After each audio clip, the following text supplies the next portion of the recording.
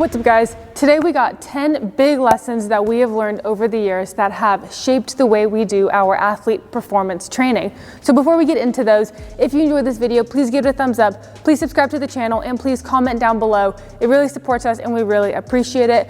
Also hit the notification bell because we post new videos every Tuesdays and Thursdays, so make sure you have that clicked so you are notified when we upload. Brain fart. All right, so we've been doing this for quite a while now, and there are some big things that we have picked up over the years that we have learned, and that as we have gained experience, we've kind of shifted some of our beliefs and some of the way we do things.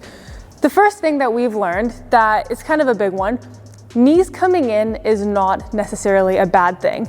Now, I will say if you have a true valgus where your knees actually come in, you do want to be cautious of that. But the amount of people that actually have a true valgus is very slim. Now, when we look at a lot of athletic movements, it's so common to see the knee coming in. And this is due to that internal rotation. If it's coming from the foot, if my tibia, femur kind of are going together, if it's coming through the hip, it's so common that we see this. Another reason we see it, especially in athletes who aren't maybe as strong, is as our knees come in, our glutes are trying to assist the movement. Yes, it is a thing of if my knees come in, maybe my glute med is weak, so it's not able to keep it out. But in the other side, sometimes our glutes are taking over when our knees come in. Have you ever seen someone doing a really heavy squat and at the bottom, we're kind of here to go up? If you watch Michael Jordan jump or a lot of these NBA players jump, they have their knees coming in as a way to improve and increase their torque. So knees coming in is not always a bad thing, especially if we're changing direction and we're here, right? We got to see where it's coming along the kinetic chain, but it's not always a terrible thing. This leads us into number 2, and this is just embracing the chaoticness of training and allowing the athlete to move freely. Mechanics are very important. Mechanics can help reduce injury. They can lead to more efficient, more effective movements, but every athlete is different, and each athlete, especially the more experienced they are, creates a way that they like to move, that they feel good in. We do want to work on certain things, like I said, for injury reduction or for just more efficient movements. But allowing these athletes to do what they do because they do it for a specific reason. It's very important. And also that chaoticness of training. Sports are chaotic. They're not controlled. They're not at a slow pace. They're not perfect conditions. Our training should resemble that. I think that when we're doing our skills, our agility, our speed training, right, unless we're working on a pure sprint where we're just max velocity or whatever, I think it is really beneficial to embrace that chaotic environment because that's going to help the athletes when they get out to their sport. Number 3, we have started to do a lot more heavy, slow training partnered with really light load, high velocity movements. Essentially kind of getting rid of that middle ground. Yes, there is a time and a place, and we definitely do still have athletes where we hit that middle ground trying to move load fast.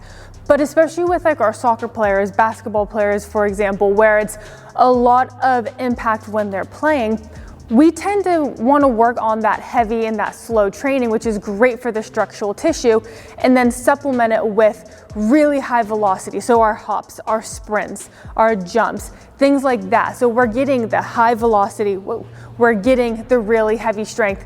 Those two are going to work together, and the product of both of those two elements is going to help with that power production per se. Like I said, it's not always just this way that we do it. We still do have our power days or our impulse days, but especially when we're in season, we're kind of getting more into this line of, all right, let's lift some heavy shit and then let's run, sprint, jump really high and really fast. This kind of segues into number 4. We've kind of gotten away from doing a lot of extensive plyos and jumps and been focusing more on intensive plyos and jumps. I will say this is kind of more directed to athletes in season because when they're out of season, they can handle a little bit more. They don't have their traditional practices 4 or 5 times a week, so they're not getting that volume. But when we're in season, a lot of the times these athletes are already getting a lot of their lower level jumps. Yes, we still will hit our prep series, our pogos, those lower level plyos, but when they're at the field or on the court, whatever sport they're doing, they're probably getting a lot of sub-maximal work. But if you ask a lot of athletes, they're not getting their max effort, highest jump possible. Maybe once or twice in a practice, maybe.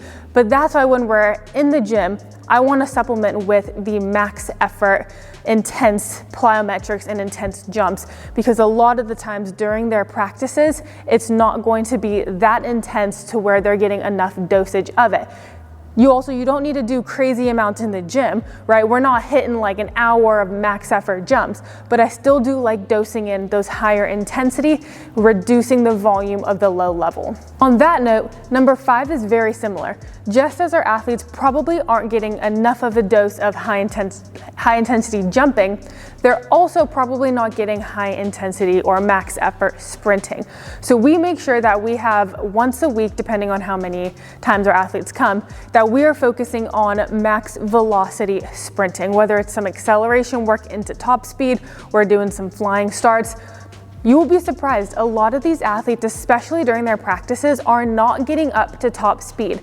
Same thing with the jumps, we don't need to go crazy on the repetitions that we do, but you want to make sure that you are getting in enough sprints. And this is something that we have over the last 6 months to a year really adopted, is introducing and putting into our programs a lot more sprinting. That is one thing that's absolutely essential for your training program for athletes. All right, number 6 took me quite a while to realize when I was first starting off, but it's something that is absolutely critical to our training now. You don't overdo it with the volume. Now, I know this sounds super obvious, but volume is what's going to cause so much fatigue for our athletes. And I think that there's this stigma that your athlete has to leave the gym feeling absolutely cooked. So many parents are like, well, my kid's not tired, you clearly didn't work them hard enough. Or if you have that, I want to fit all these things into my training program to make sure they're getting the stimulus. You don't need to do everything in the one program. I will preface it by saying it depends on so many factors, like the athlete, how many times per week they're coming, all these different things that are always important, right? But don't feel the need to just absolutely kill them in volume, because that's going to do way more harm than good.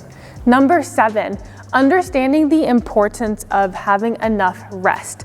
Especially youth athletes, they do not want to rest. They want to go from one thing to the next. They want to be out of breath. A lot of parents want their athletes to be out of breath. Even athletes themselves, they are used to just churning away at their work. And to them, if they're resting, they're not working. However, one thing that we've really come to understand, and yes, you read it in the books and you hear people say it, but implementing it is another story.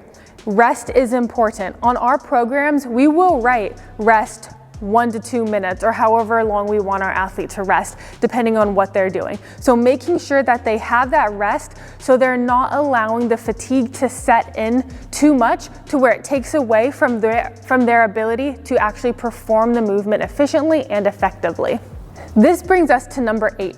And it's recognizing when your athlete is tired. Now, I don't mean just they're tired from a long day of school and they're being lazy and they don't want to do this and that, but I'm talking true like systemic fatigue. One thing that we really like to use in order to assess this is different like performance metrics, right? So if we have them do some type of jump or do like a 10-5 RSI, we can see different ways, different performance metrics that will really show if our athlete is tired.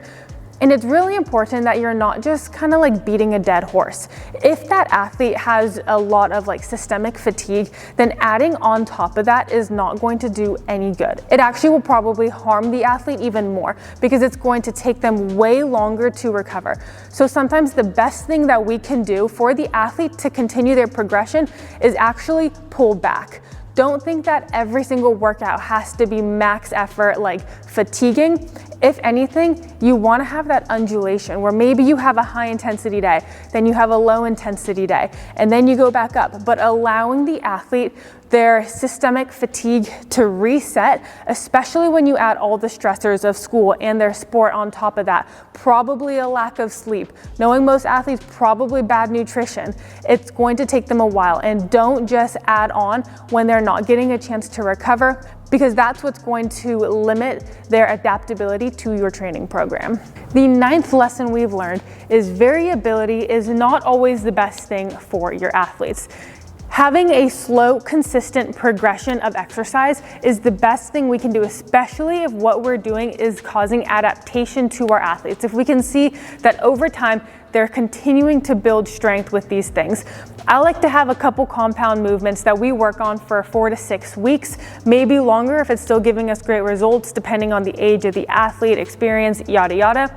And then we supplement with other things to make sure that we are hitting that full picture for our athletes. But every single time we work out, don't get caught up in wanting it to be something new, to keep your athletes having fun and engaged. That is so overrated. What's fun and engaging is continuing to make progress and kicking ass when you're playing your sport. We don't need our athletes to become fantastic weightlifters per se, right? You want them to be good and to do well so that they see the benefit. But it's not about getting in here and keeping them entertained and having that variability so they don't get bored. That's more for the general population side. But when it comes to making progress for your sport, don't get caught up in wanting that variability. Find things that work, supplement with additional things, and just keep riding that slow progression, because over time, it is going to compound so much and your athletes are going to benefit tremendously from that. Number 10, and this one might be one of my favorite things that we've adopted, and it's the importance of cognitive quickness. When we're looking at the ability of an athlete to be quick, a big part of that is their ability to analyze a situation, respond to it, react to it, right? So they see what's going on, they hear what's going on, they're getting all this information, their senses are firing, and then it's what are you gonna do about it, pretty much.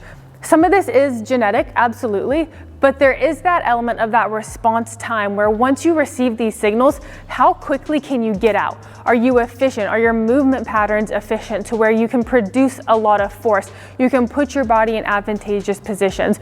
You have awareness to what's going on around you so you can correctly anticipate things, or you can kind of shift the situation. You know, these are the potential things that might happen. I'm prepared for all of them. So that's a lot that we do with our athletes. And even though you can't predict everything that's happening in sports, right? That's one of the biggest things about sports.